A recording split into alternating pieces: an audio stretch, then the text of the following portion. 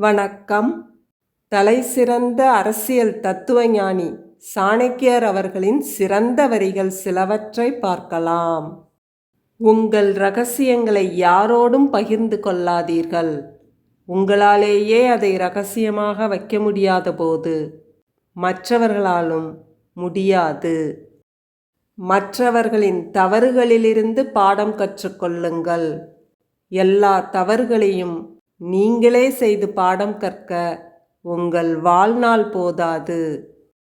அனைத்து உறவுகளுக்கு பின்னாலும் ஒரு சுயநலம் இருக்கிறது. சுயநலமில்லாத உறவுகள் இல்லை. இது ஒரு கசப்பான உண்மையாகும். விஷமில்லாத பாம்பாக இருந்தாலும் சீறுவது அவசியம். கடந்த காலத்தை நினைத்து வருந்தக்கூடாது. எதிர்காலத்தை நினைத்து கவலைப்படக்கூடாது. புத்திசாலிகள் நிகழ்காலத்தை மட்டும் நினைத்து தங்கள் வாழ்க்கையை அமைத்து கொள்வார்கள். ஒரு காரியத்தை துவங்கிய பின் அதில் தோற்றுவிடுவோமோ என்று பயந்து பாதியிலேயே விட்டுவிட வேண்டாம். நேர்மையாக உழைப்பவர் நிச்சயமாக மகிழ்ச்சியை அடைவர். திறமையுள்ளவரின் முன்னேற்றத்தை யாராலும் தடுக்க முடியாது. ஒவ்வொரு வேலையை தொடங்கும் போது 3 கேள்விகள் கேளுங்கள். இதை ஏன் செய்கிறேன்? இந்த செயலின் விளைவுகள் என்ன? இதை வெற்றிகரமாக செய்வேனா? வளைந்து கொடுப்பதால் வீழ்ச்சிகள் தவிர்க்கப்படுகின்றன.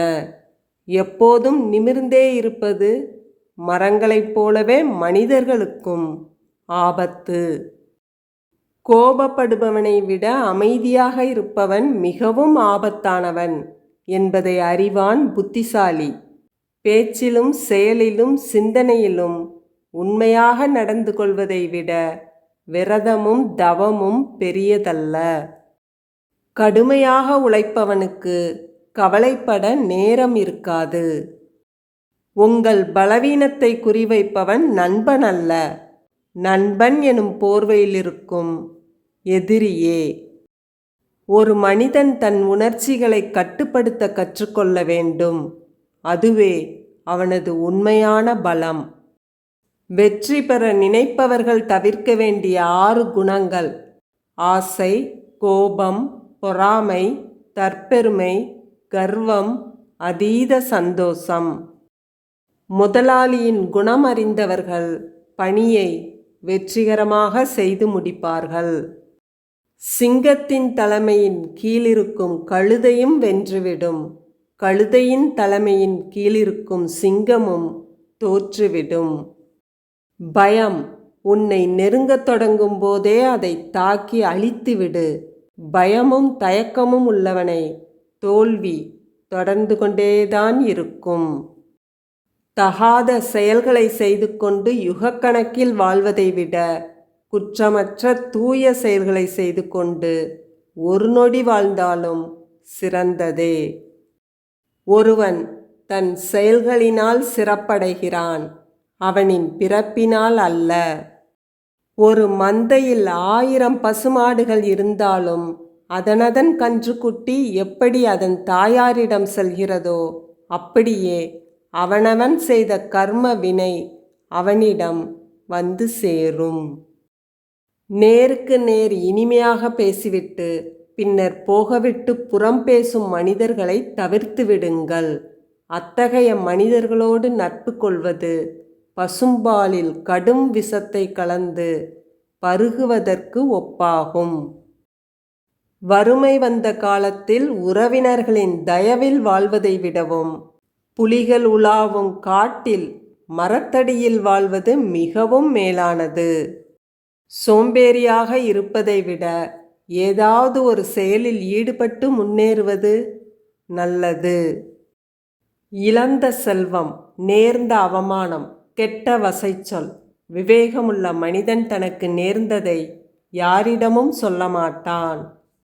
நல்லவர்களுக்கு உதவாமல் போனாலும் பரவாயில்லை, தீயவர்களுக்கு உதவாதீர்கள். விதியை நம்பிக்கொண்டிருப்பவன் எதையும் செய்ய மாட்டான். ஒருவன் தனக்கு கிடைக்கும் மனைவி, உணவு, நியாயமான முறையில் வரும் வருமானம் ஆகியவற்றில் திருப்தியடைய வேண்டும்.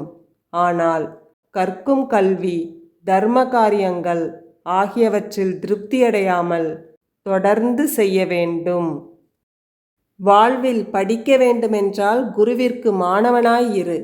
அரசியல் படிக்க வேண்டுமென்றால் தலைவனுக்கு தொண்டனாய் எப்போதுமே இருந்து விடாதே.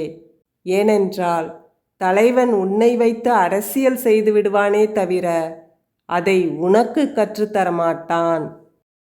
கஷ்டம் வரும்போது நம் உறவுகளை பற்றியும், வேலை செய்யும்போது நம் வேலைக்காரனை பற்றியும், ஆபத்து வரும்போது நண்பனை பற்றியும், கணவன் நோய்வாய்ப்படும் போது மனைவியை பற்றியும், மனைவி நோய்வாய்ப்படும் போது கணவனை பற்றியும் அறிந்து கொள்ளலாம்.